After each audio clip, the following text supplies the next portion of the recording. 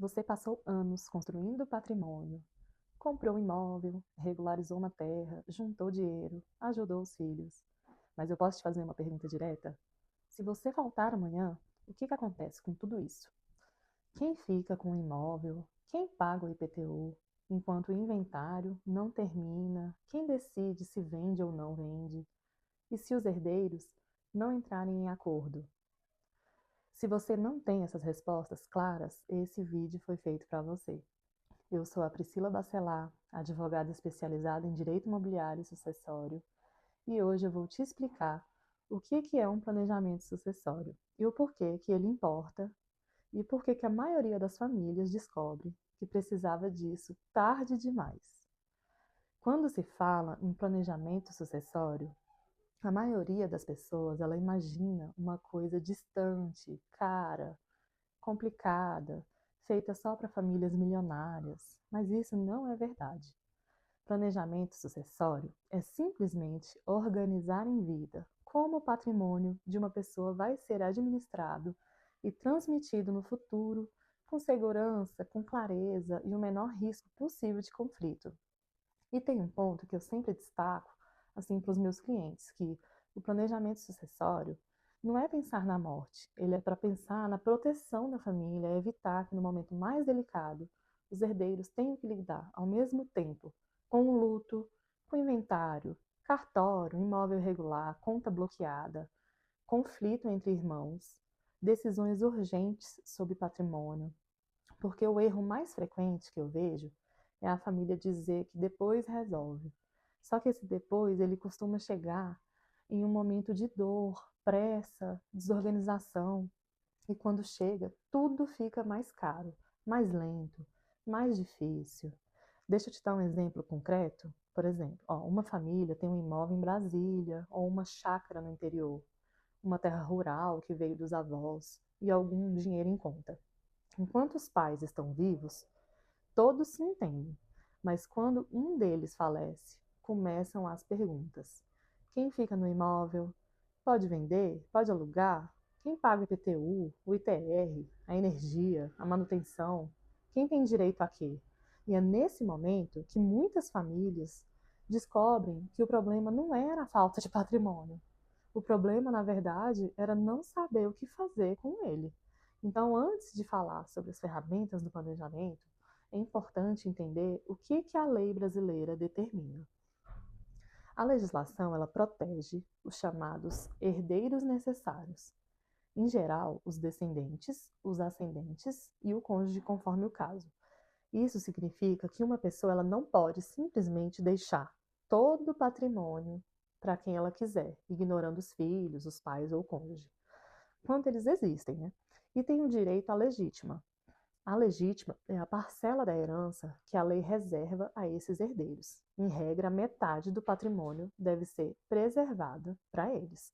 E a outra metade, chamada de parte disponível, pode ser destinada de forma mais livre, por exemplo, por meio de testamento, por meio de uma doação. E é aqui que aparece uma das primeiras funções do planejamento sucessório, que é evitar decisões feitas de forma errada e que depois podem ser questionadas judicialmente. Por exemplo, um pai quer beneficiar o filho que trabalha com ele na fazenda. Uma mãe quer deixar um imóvel específico para a filha que cuidou dela há anos. Isso pode ser possível, mas precisa ser feito respeitando os limites legais, a forma correta do ato e a documentação adequada. Então, caso contrário, aquilo que parecia uma solução pode virar uma ação judicial entre os herdeiros. Então, quando existe imóvel envolvido na sucessão, o nível de atenção ele precisa ser ainda maior, porque muitas famílias têm escritura antiga, têm contrato de gaveta, cessão de direitos, ou imóvel herdado sem inventário, um lote comprado há décadas ou uma terra rural que nunca foi regularizada corretamente. E aqui é o maior problema, que para o direito imobiliário não basta todo mundo saber que o imóvel é daquela família. É preciso verificar a matrícula, o registro, a cadeia dominial, posse, débitos, inventários pendentes, a situação real daquele bem.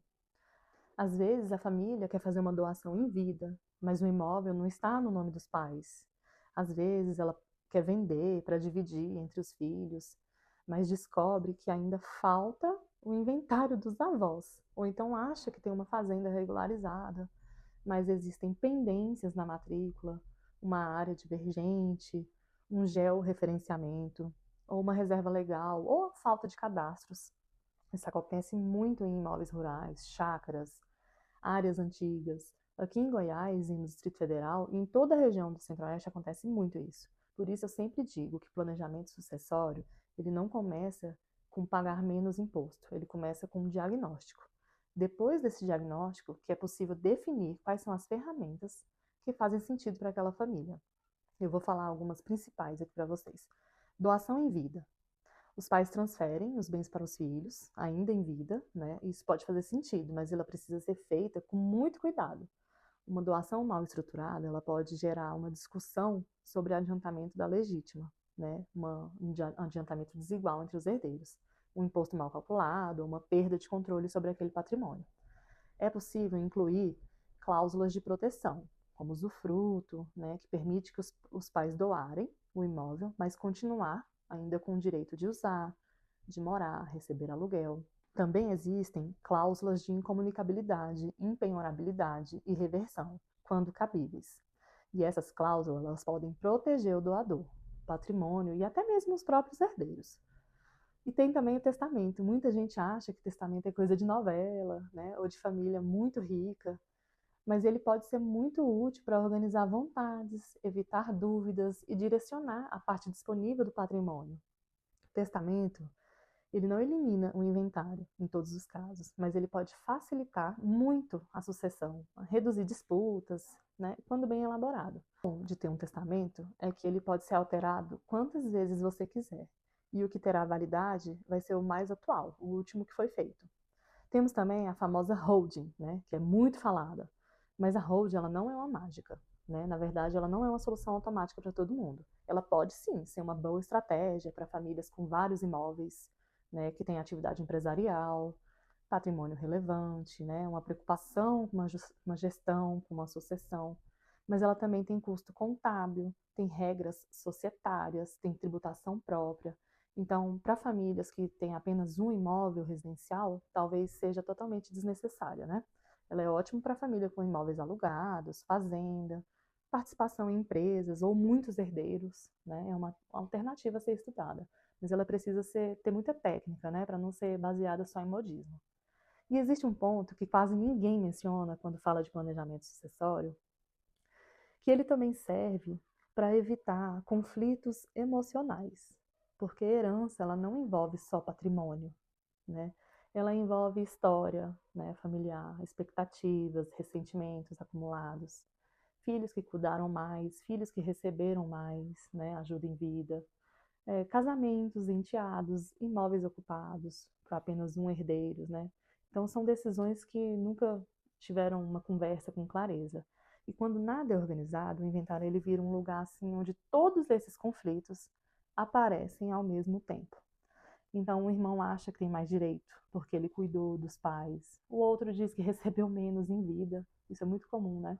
Ou o outro, ele mora no imóvel e não quer sair. Ou ele quer vender rápido. E o outro não aceita vender de jeito nenhum. Então, enquanto isso, o patrimônio ele fica travado. O imóvel ele não é vendido. Ele não pode ser financiado, não pode ser usado como garantia. E fica ali acumulando impostos, manutenção, o desgaste. E isso não acontece porque a família é má, acontece porque patrimônio sem organização, ele é realmente uma fonte de conflito. Então, antes de encerrar, eu vou falar sobre dois erros que chegam muito aqui no meu escritório, mas com muita frequência mesmo. O primeiro erro é o planejamento informal. A família se reúne, combina verbalmente que tal imóvel vai ficar para um filho, né? O dinheiro vai ficar para o outro, e depois, será que todo mundo vai respeitar? Né? Juridicamente, um acordo verbal sobre herança futura não resolve a sucessão. E pior, ele cria uma falsa sensação de segurança.